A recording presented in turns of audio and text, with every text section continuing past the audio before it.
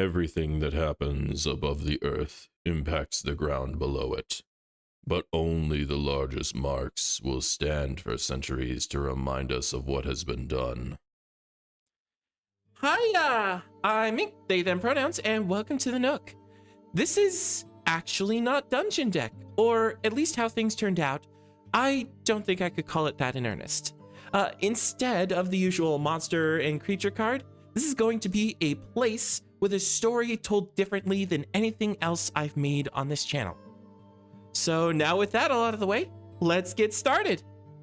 So, as already stated, this concept is a bit different from the usual fare of this channel.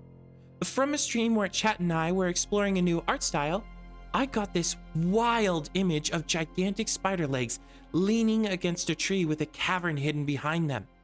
This is an interesting area already filled to the brim with literary gothic theme of being haunted by the past.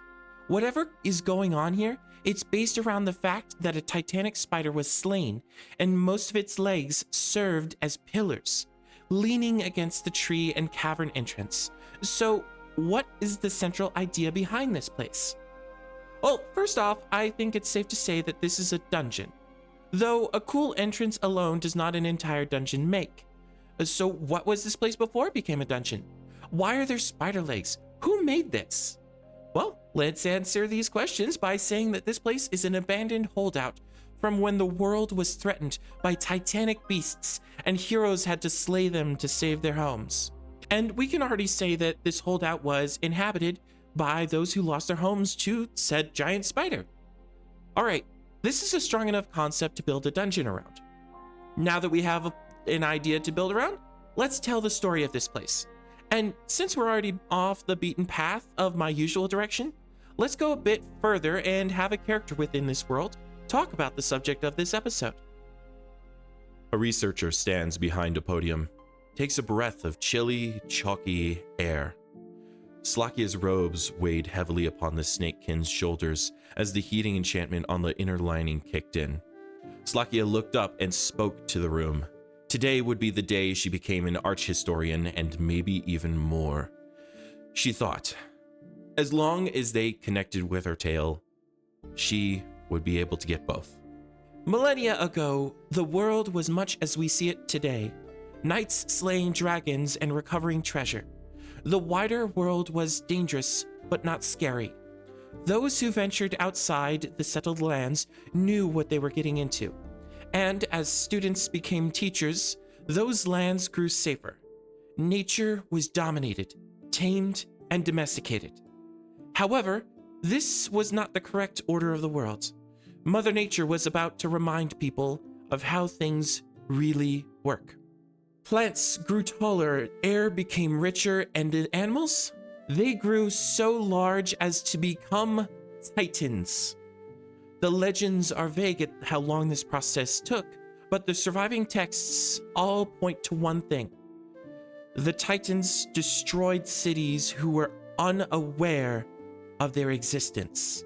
As entire kingdoms fell to the gigantic beasts, the people fled to wherever they could defend and hide from the monsters, such as these new giant forests whose canopies drank from the clouds. Here, there were caves hidden amongst the roots that provided shelter and succor to those fleeing the ruins of their destroyed homes. The room murmured. Slakia was grateful for the heated robes as both fear and the winter storm outside chilled her blood. Still, she had the podium and they would listen. Their eyes pointed straight at the historian. All but 3 pairs. A group of professors sat right in front, the designated evaluators of Slakia's final examination, and the snakekin's real targets looked down, took notes, and avoided her gaze. There, the victims of the Titans learned, built, and trained. All the way back then, magical spells were not nearly as fast as they are today. A single fireball could take hours to manifest. So, instead of warcasters, their mages were all artificers and crafters.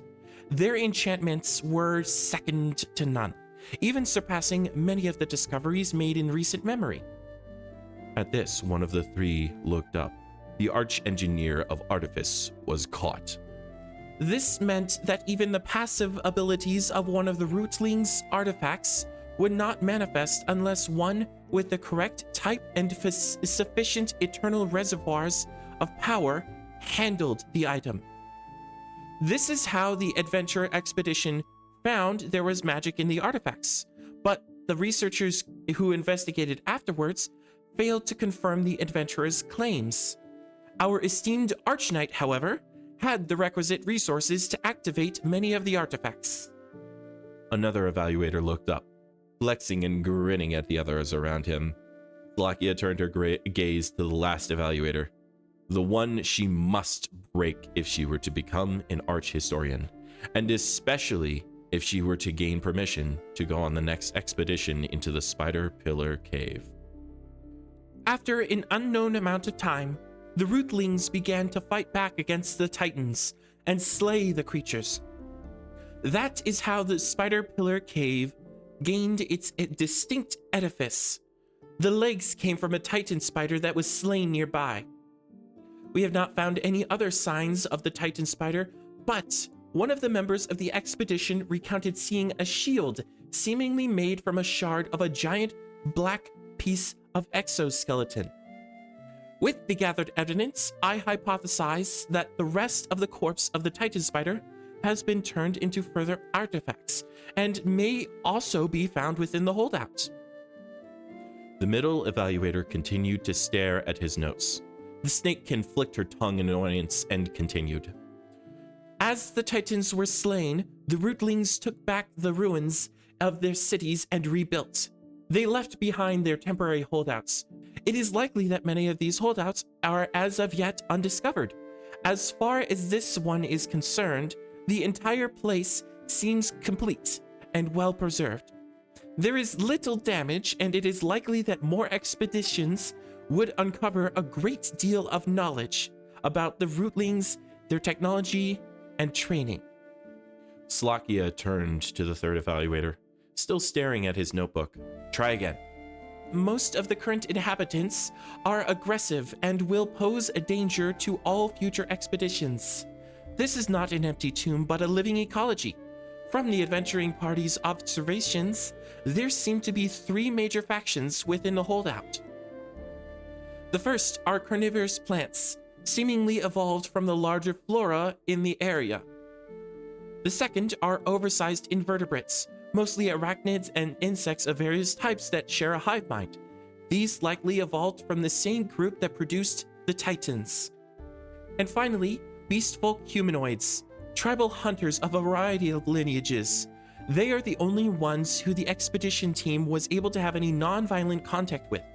It is likely that they stem from the Rootlings who originally lived in these holdouts and returned back to them. Still no reaction. He's listening for something. What is it? This is the final part. With this information, I come to you today for more than evaluation as a historian. I additionally request permission to declare Spider Pillar Cave as an official historical expedition site, and additionally to accompany the next group that enters the space. That's not it. I have already investigated the notes taken by the adventurers as well as the artifacts recovered.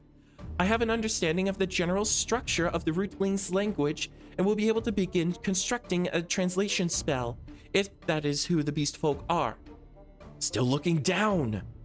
It is imperative to make contact with these people to help learn more about them, make a connection, and to help protect their way of life from any who wish to take advantage of them.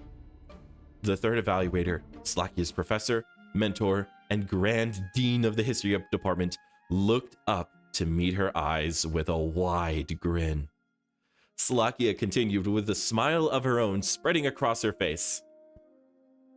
As there have been many in the past who took advantage of the disconnected societies, it is the responsibility of academics to ensure these isolated peoples can make the choice of how to live, unaffected by self-serving influences, she said, quoting the very first words she heard from her mentor. Overall, there is a rich history connected to this site. Many discoveries can be made. An entire new direction for artifice may grow from this. Greater understanding of the athletic capabilities of the past can allow us to learn more ways to improve today's training. And finally, we can protect vulnerable population who may be harmed by untoward interests. And with that, I wish to ask for my evaluators' opinions on this presentation. Slakia grinned, already knowing their answers. She was now the arch historian in charge of the Spider Pillar Cave excavation site.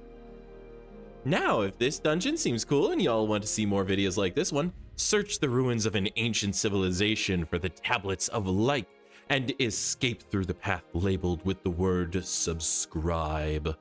And if you want to watch another video right now, well, it's not quite the same as this one, but this video right here tells the story of a grand wrestler from the Breathing Continent.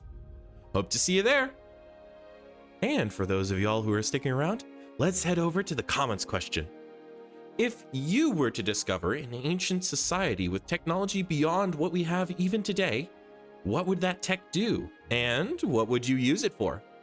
For me, I'd find a people who never invented the codex book format, and instead went far and beyond what we have with scrolls.